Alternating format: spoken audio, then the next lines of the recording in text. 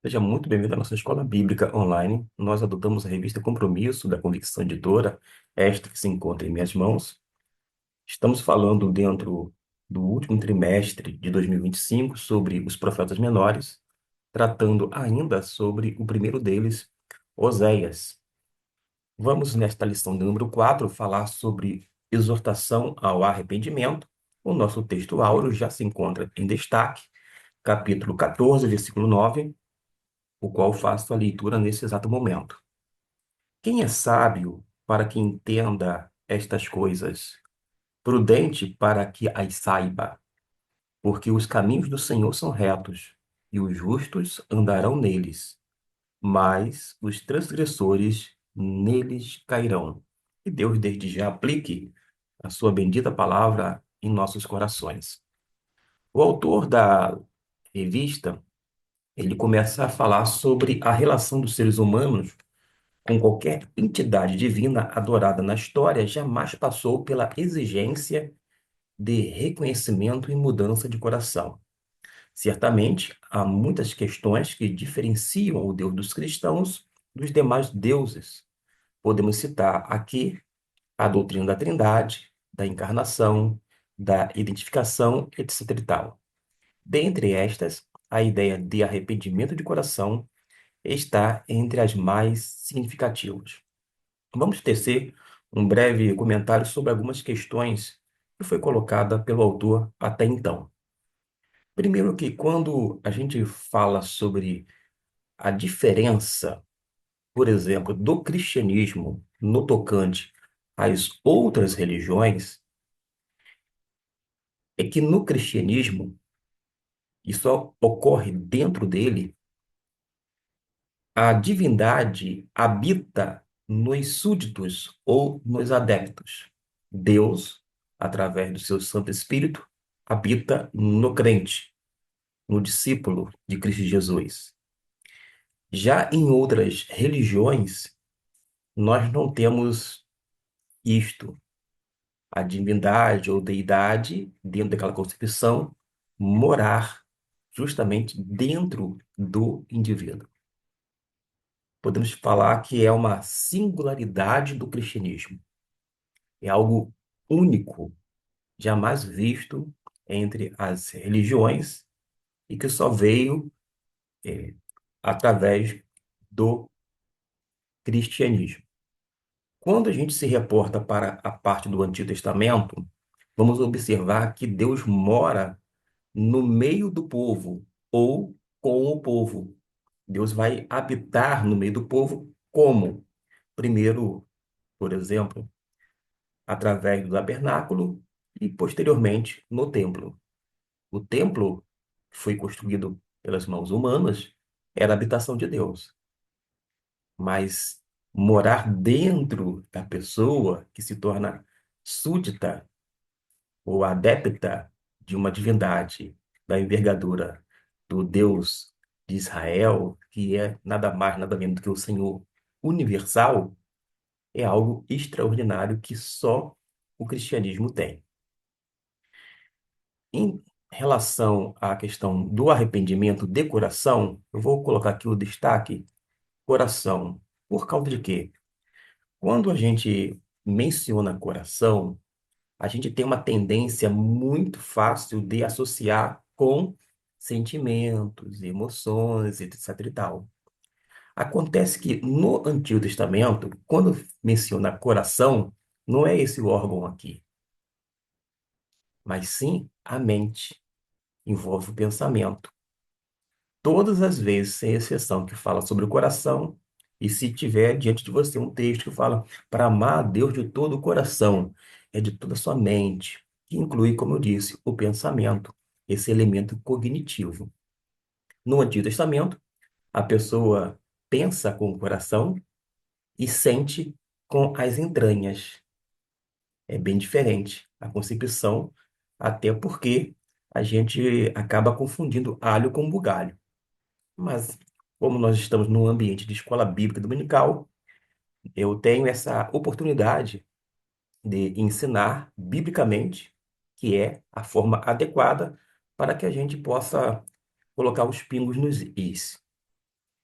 Prosseguindo, diz que o Deus eterno não, primeiro, se alegra com guarda de datas sagradas, se satisfaz com sacrifícios, é comprado com valores, se convence com ritos, cânticos e orações. A gente vai poder falar um pouquinho, não de todos esses quatro elementos descritos, mas salientando de que Deus, no Antigo Testamento, assim como no Novo, não se deixa manipular. No ambiente contemporâneo, há uma prática comum, no sentido de ser frequente, mas que não seja normal, de tentar barganhar com Deus. É o chamado toma lá da cá. Eu faço algo em prol de Deus e ele me concede uma dádiva.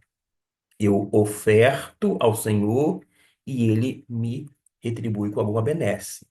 Esse toma lá da cá não funciona com Deus, porque Deus não se deixa manipular, mesmo que nós venhamos usar o nome dele.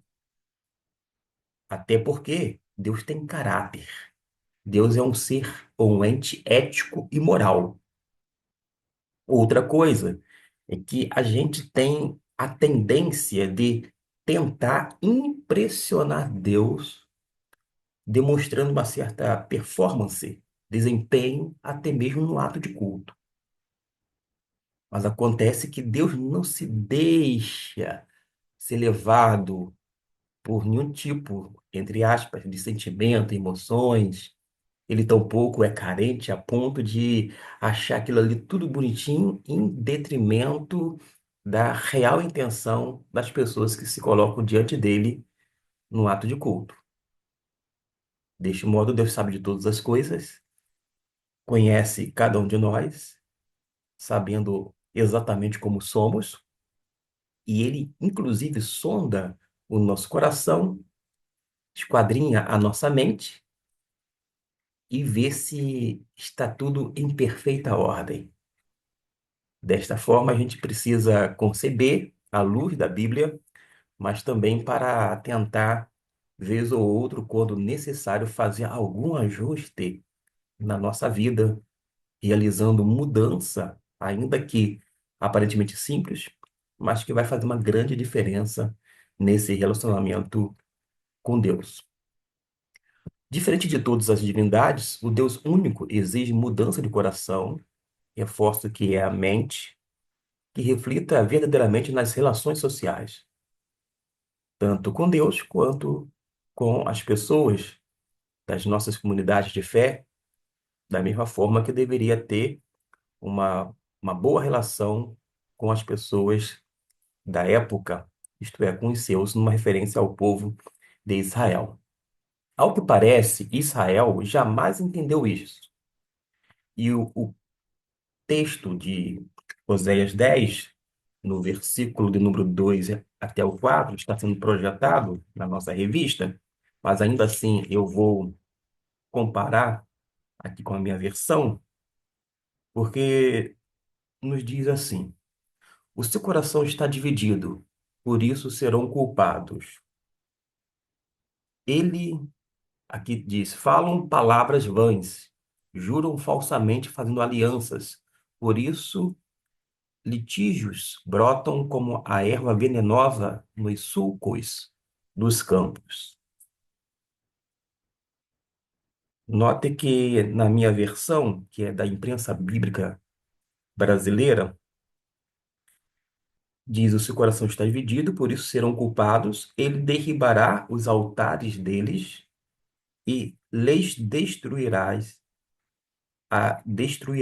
as colunas. Só para que vocês tenham uma ideia em relação à variação do, do texto bíblico.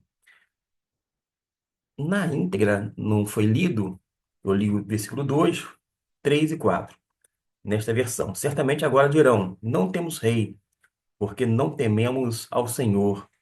E o rei, que pode ele fazer por nós? Falam palavras vãs, juram falsamente, fazendo pactos, por isso brota o juízo como a erva peçonhenta nos sulcos dos campos.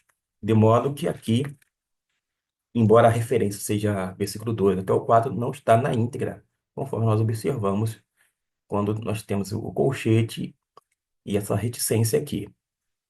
Podemos prosseguir e agora sim adentrando para o primeiro tópico que fala sobre arrependimento que nasce no coração. Você já sabe que não se refere a este coração como um órgão, mas à nossa mente. Tudo acontece e passa pela nossa mente. Não é à toa que o apóstolo Paulo, no capítulo 12 de Romanos, ele vai dizer algo justamente importante que a gente não pode esquecer jamais. Ele vai falar que a nossa mente é usada nesse processo de transformação. Olha só, ouça só o que o apóstolo Paulo nos diz neste verso 12, versículo 2 apenas. E não vos conformeis a este mundo, mas transformai-vos pela renovação da vossa mente, para que experimenteis qual seja a boa, agradável e perfeita vontade de Deus. Toda batalha espiritual nossa começa na nossa mente, não necessariamente nesse coração. Dito isto, a gente pode prosseguir. Todo pecado, iniquidade, transgressão nasce no coração do ser humano, que, segundo Jeremias, é o mais enganoso, corrupto e irremediável. Está fazendo menção a Jeremias, capítulo 17, deixa aqui destacado, versículo de número 9.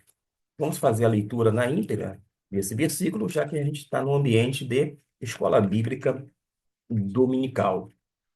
O versículo que é por demais conhecido diz isso mesmo. Enganoso é o coração, mais do que todas as coisas, e perverso, quem o poderá conhecer?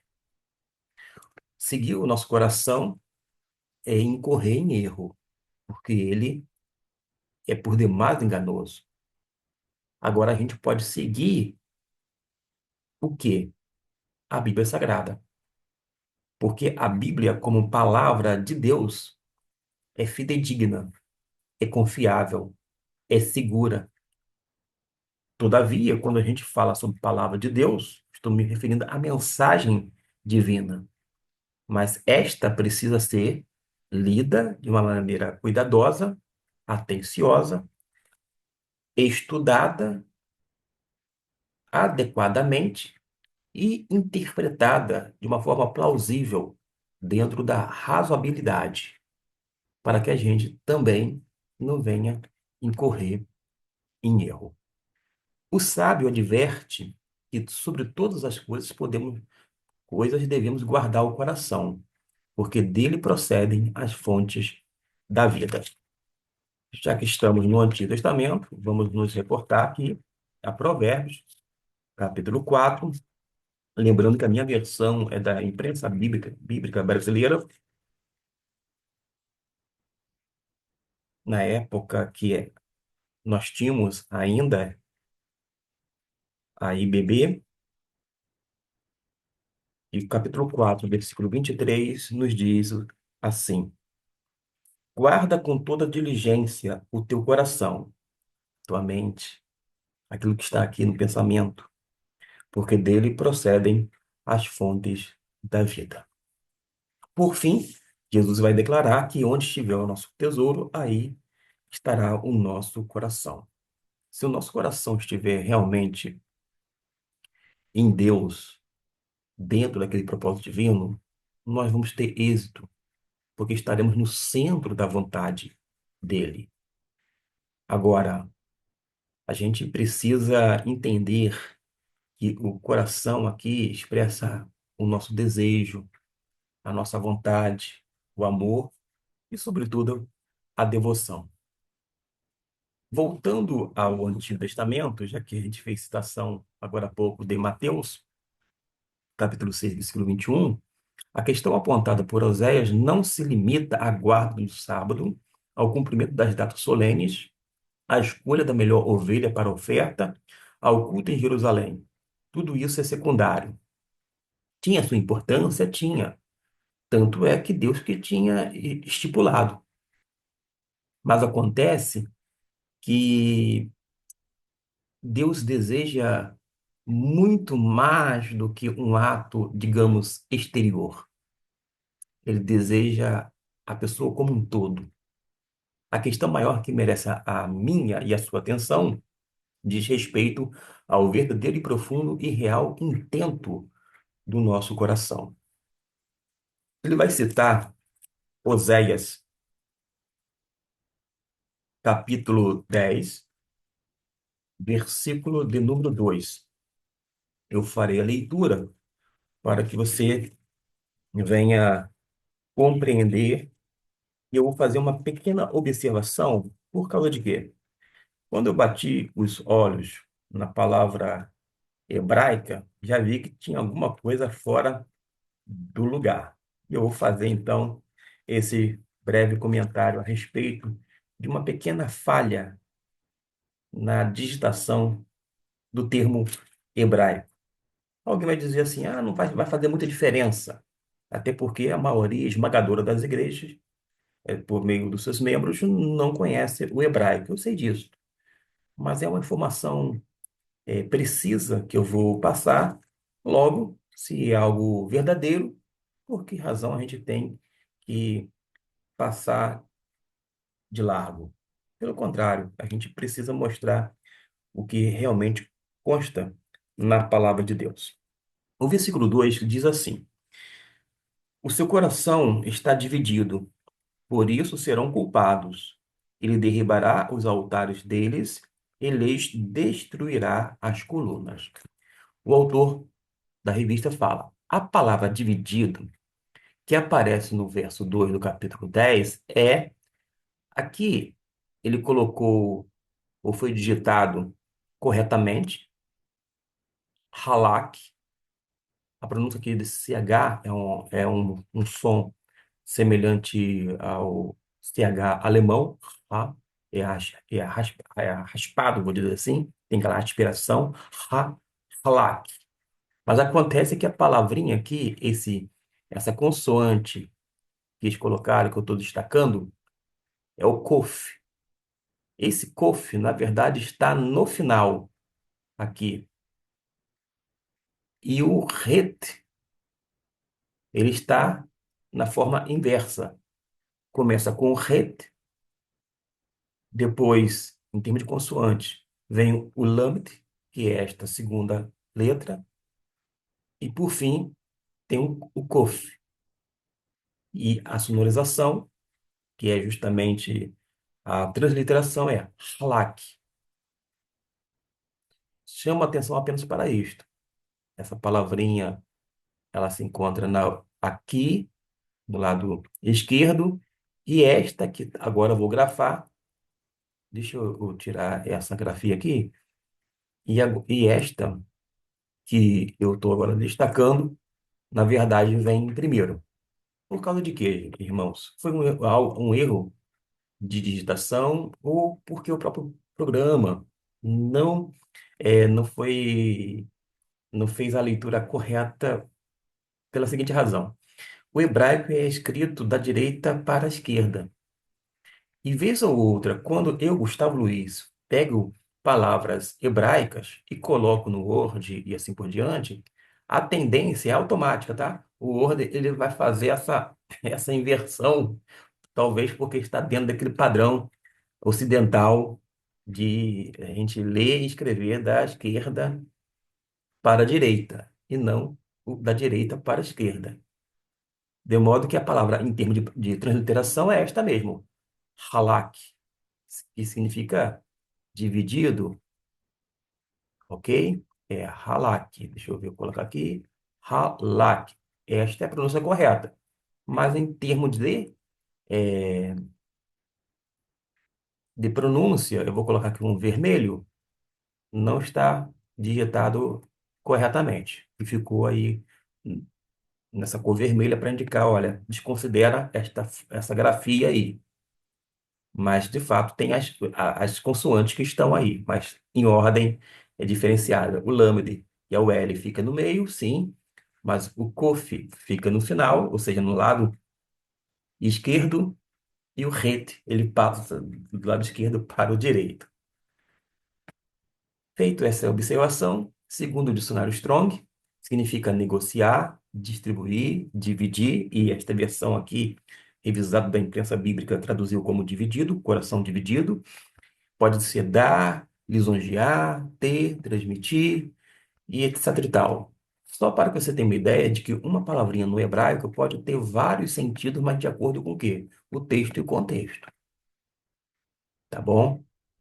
Dito isto, a gente vai mencionar aqui para David, o significado literário é liso, plano, escorregadio e sentido é ilustrado na descrição de que o salmista faz do companheiro traiçoeiro ou cuja boca era mais macia que a manteiga, porém no coração havia guerra. E eis aí a citação do Salmo 55, versículo 21, ressaltando a natureza do pecado. Feito essas observações, tanto da parte deste anteriormente e depois do autor que foi citado pelo comentarista da revista, vamos prosseguir. As palavras são vãs, tais quais os encontros solenes, as observações de dados especiais, o sacrifício. Israel não compreendia ou fingia não compreender que o Eterno exigia uma atitude externa condizente com o intento mais íntimo do coração. O Deus Eterno não vê como os homens o exterior, mas sonda e conhece os corações. E tem a citação bíblica de dois textos bastante conhecidos. Um deles é 1 Samuel, capítulo 16, versículo 7, e Salmo 139. Não basta se apresentar como filho de Deus, é necessário ter o DNA do Pai Celeste correndo livremente em nosso interior. Aliás, quem é nova criatura, ele passa a andar em novidade de vida, tem essa centelha divina dentro de si, e isto faz toda a diferença. Uma coisa curiosa é que quando a pessoa é de fato filho de Deus, ela anda como tal. Vez ou outra pode cometer um ato de desobediência, porque temos filhos às vezes que são teimosos, mas ainda assim, o filho de Deus tem essa natureza divina em seu interior e vai fazer uma diferença por quanto da significação muito importante que vem naturalmente da parte de Deus. O próximo tópico é este aqui: arrependimento. Arrependimento brota na família. Nascendo no coração, brotando nos relacionamentos domésticos, familiares, gerando vida e transformação. Primeiramente, aqueles que Deus colocou em nossas mãos para amarmos e protegermos nossa casa, família, cônjuge, pais e filhos. Eu sei que nós temos que amar o cônjuge, amar nossos filhos, cuidar disso, cuidar daquilo outro, as pessoas que estão dentro debaixo do nosso teto, vamos dizer assim. E tem gente que acha que isso é assim, algo extraordinário. Claro que é algo belo de se ver. É bom ver um pai que ama o filho, uma esposa que ama o seu cônjuge, assim por diante. É algo lindo. Mas faz parte do dever, embora nem sempre ocorra dessa maneira. A gente não pode priorizar as coisas em detrimento das pessoas. As pessoas são muito mais importantes do que as coisas.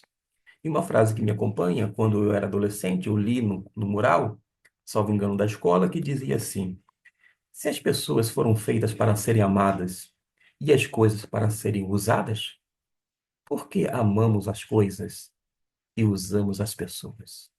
Isso fez eu pensar bastante e tem me acompanhado durante a minha vida cristã, bem como ministerial. De modo que, cá entre nós, eu não coloco a igreja em primeiro lugar. Primeiro lugar, depois de Deus, naturalmente, mas é a minha família. Depois que vem a igreja. Eu tendo condições morais e espirituais, cuidando bem da minha família, eu vou ter automaticamente autoridade espiritual e moral para poder falar com a igreja e, sobretudo, fazer com que a igreja seja cuidada de uma forma adequada da parte deste. Agora, se você é negligente com a sua família, você precisa mudar e rever alguns conceitos, valores e moldá-los à luz do Evangelho. Porque, como eu disse, a gente primeiro cuida da nossa casa, deixa tudo em ordem e a gente vai ter condições de lidar muito mais facilmente com o rebanho do Senhor, rebanho este que não nos pertence, é do Senhor, como eu acabei de falar. A verdadeira conversão só ocorre após o arrependimento consciente de nossos pecados, o que gera em todo arrependimento o desejo de conserto, de reconciliação com aqueles que lhe são mais próximos e íntimos. Não há sentido não há sentido que haja mudança radical na sociedade, trabalho, escola e vizinhança que primeiro não reflita em nossas casas. Lembramos que quando Jesus liberta o endemoniado de Gerasa, este queria seguir Jesus, que o impediu para que ele fosse primeiro a sua família. A recitação bíblica aqui é de Marcos, capítulo 5, versículo 18 até o 19. Seria algo que eu tenho observado. Existem algumas pessoas que, por alguma razão, acabou tomando uma escolha errada, insistiu num caminho também tortuoso e parou de repente no mundo das drogas. Aí, pela graça e misericórdia de Deus, ela vai para uma casa de recuperação, graças ao nosso bom Deus, à generosidade de muitas pessoas envolvidas para que estes locais venham ser mantidos e sustentados. E, de repente, a pessoa recebe, digamos assim, aquela alta, ela é liberada depois de um longo período de muita luta pelo vício, em meio àquela abstinência todinha e etc e tal. Aí, de repente, ela vai e se envolve num projeto, digamos, missionário, e ela trabalha como voluntário. Ela sequer vai conseguir ter condições de manter a si mesma. E ela, então, deseja fazer mais e mais a obra de Deus, porque ela foi uma pessoa alcançada pelo Evangelho e, por sua vez, através do serviço cristão. Mas acontece que aquela pessoa precisa entender que existe uma família. Suponhamos que esteja ainda casado no civil, ver se a esposa continuará com ele, para quem sabe haver uma reconciliação, se porventura houve um certo afastamento durante o tempo de internação, mas pode ser também que a pessoa, o cônjuge ficou com ele o tempo inteiro, dando força e etc e tal. Mas no tocante aos filhos, ele tem que assumir a responsabilidade como pai, de estar presente, de, enfim, de participar da educação, também do elemento afetivo com os seus, e ele precisa tomar uma decisão. Ficar um período enorme como voluntário, fazendo a obra de Deus, mas deixar aquelas pessoas que são próximas, que são os seus familiares, inclusive os seus filhos, de lado, eu penso que a pessoa deveria fazer a semelhança da orientação do próprio Cristo Jesus. Opa, opa, opa, para aí. Você tem muita gratidão em seu coração, você quer fazer algo por outras pessoas, quer dar continuidade, àquilo que Deus já começou na sua vida, no seu ministério, mas você tem que voltar e, junto aos seus, dar um testemunho de que você realmente foi reintegrado, mas de uma forma restaurada por Deus à sociedade.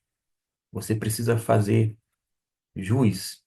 Eu digo isto porque eu estava conversando com um rapaz, já tem décadas, que ele se libertou e ele ficou como uma pessoa voluntária à frente, se sentia muito bem, todavia não tinha contato com seus filhos e etc e tal. E eu orientei ele na ocasião, olha, vai lá ver como seus filhos estão, eles precisam de você, eles estão crescendo sozinhos, você pode dar um testemunho do poder de Deus para eles, para os seus, e confie no Senhor. Então a gente precisa fazer escolhas, priorizar, mas sempre entender que o testemunho começa, vou dizer, em casa, é junto com os seus. Aí você vai ter condições de realmente prosseguir de uma forma mais tranquila.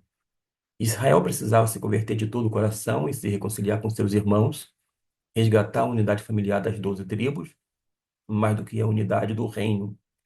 Para que isso acontecesse, era necessário resolver questões do passado que quase sempre são jogadas para debaixo do tapete, que equivocadamente alguns dizem: tudo bem, é só esperar que o tempo curará. A gente sabe que não é bem assim. O tempo necessariamente não cura. Se você der um tempo para determinados assuntos, a tendência é só piorar. Você não pode ser afoito, mas você precisa se organizar, planejar e executar em tempo hábil, para que as questões venham ser colocadas tudo no seu devido lugar e tenha condições melhores de resolver cada uma delas. Contudo, feridas, mágoas e ressentimentos familiares são brechas abertas que sempre serão usadas pelo nosso inimigo espiritual. E diz aqui, desde os dias de Gibeá, numa referência a Oséias, capítulo 10, versículo 9 e 10. Desde os dias de Gibeá, tens pecado, ó Israel, ali permaneceram a peleja contra os filhos da iniquidade, não os alcançará em Gibeá. Quando eu quiser castigá-los, ei, e os povos congregarão contra eles, quando fores castigados pela sua dupla transgressão, diz o Senhor. Osés está trazendo à memória uma ferida familiar que ainda não havia sido tratada e que, como ferida aberta, continuava a trazer dor, tristeza, amargura e separação entre os filhos de Israel. Em Juízes, do capítulo 19 a 20, há esse incidente que ocorreu em Gibeá e vale a pena você dar pausa nesse vídeo, fazer a leitura de Juízes 19 e 20, são dois capítulos, portanto, e você se situar contextualmente e voltar para este vídeo. E se não voltar para o vídeo, pelo menos você leu uma porção significativa da palavra de Deus, e isto é por demais importante. Não vai perder absolutamente nada. Mas caso você continue comigo aqui nesse vídeo, a gente vai então prosseguir. O incidente de Gibeá ainda estava aberto. O levita, a concubina das filhas de Judá, o anfitrião de Efraim e as demais tribos entraram em guerra por causa da violência e imoralidade praticada por parte dos homens de Benjamim. Oséias traz à memória essa história que nos indica que, de fato, ainda havia amargura e ressentimento entre os filhos de Israel. E o autor vai mencionar que o verdadeiro arrependimento que procede do coração se vale da justiça de Cristo, do castigo que nos traz a paz. Não busca justiça e vingança, mas manifesta perdão. Israel no passado e muitos cristãos do presente manifestam o primeiro estágio do arrependimento. Reconhece seus erros e falhas, reconhece que carece da glória do Evangelho de Cristo, até reconhece que são pecadores, contudo não avançam, não desenvolvem a semente do arrependimento e não permitem que o perdão de Cristo brote em suas vidas. Sem perdão ao próximo, não há reconciliação plena com Deus. O primeiro passo não é suficiente. É necessário avançar no arrependimento até que gere fruto que permaneça. O próximo tópico, arrependimento que frutifica, vem de Deus. Oséias capítulo 14, do 4 e 5 são os versículos cuja referência eu vou ler agora. Eu sararei a sua resposta, digo, eu sararei a sua apostasia, eu voluntariamente os amarei, porque a minha ira se apartou deles. Eu serei para Israel como o orvalho, ele florescerá como o lírio e lançará as suas raízes como o Líbano. Observe que o juízo de Deus veio sobre o povo de Israel, mas o tempo inteiro, conforme o capítulo 7 do livro de Oséias, vai mostrar que Deus desejava curar ou sarar. Quando ele diz no verso 1, capítulo 7, ao querer eu sarar a Israel, descobre-se a corrupção de Efraim, que se refere também ao reino do norte, e as maldades de Samaria, que era a capital do reino do norte, porque praticam a falsidade. O ladrão entra e a horda dos salteadores despoja por fora e ele vai prosseguir. O desejo de Deus sempre foi a restauração, curar, mas veio o juízo, veio, mas Deus sempre desejou o arrependimento por parte de Israel. Neste tópico, nós vamos observar que o autor da revista, ele deixa um pouco a temática do livro, a temática não, o teor do livro de Oséias, e vai falar um pouquinho mais pelo viés cristão. A conversão cristã é mudança radical da vida, é direcionamento de coração, desejo, é transformação de mente, ideologia, é prática de vida pública que reflete o brilho da glória de Deus, testemunho, é o assumir dos valores eternos do mundo infinito, nova vida. É mudança de tudo, é mudança de mente. É bom que se diga que a nossa vida deveria ser moldada e pautada pela Bíblia Sagrada, mas nem sempre a gente ouve a voz de Deus através da Bíblia, mas ouve outros tipos de vozes, até mesmo ideológicas, políticas, partidárias ou não. A gente ouve vozes de pessoas que são é, pseudos apóstolos, pseudos líderes ditos espirituais, mas que na verdade têm outras intenções. E não é glorificar o nome de Deus, não é a expansão do reino, é criar um império, é ter poder, mando. E em meio a tanto mando vai ter desmando. Vai ter uma série de coisas que são feitas em nome de Deus, mas que Deus não tem nada a ver com tais coisas. Mas o grande paradoxo da conversão é que esta não é uma mudança de religião, mas de mente e coração. Quando a nossa mente, quando o nosso coração, nesse sentido, ele muda, ele vai ter uma inclinação para as coisas de Deus, para as coisas do Espírito, e não mais para as coisas da carne. Mas a gente precisa ser honesto. Quando a gente se converte e Deus tira aquele coração de pedra e nos dá um coração de carne que pulsa, que bate, um coração inclinado para as coisas de Deus, que precisa estar dia após dia alinhado com a vontade do Senhor, conforme é preceituado na sua bendita palavra, nós temos ainda assim que entender que a velha natureza permanece dentro de nós. A nova natureza é formada. Nós somos, de fato, nova criatura em Cristo Jesus para andarmos em novidade de vida. Mas a velha natureza, ou o velho homem, continua ainda dentro da gente. A gente não tem que dar é, ibope para ele, não tem que alimentá-lo, não tem que satisfazer a sua vontade. A gente não tem que estar inclinado para as coisas da carne, mas ainda assim vai estar lá latejando, porque a gente compreende que ela permanece ali, mas a gente precisa entender que ela permanece, mas ela não deve predominar. E é por isso que eu e você, enfim, nós temos às vezes pensamentos um tanto estranhos.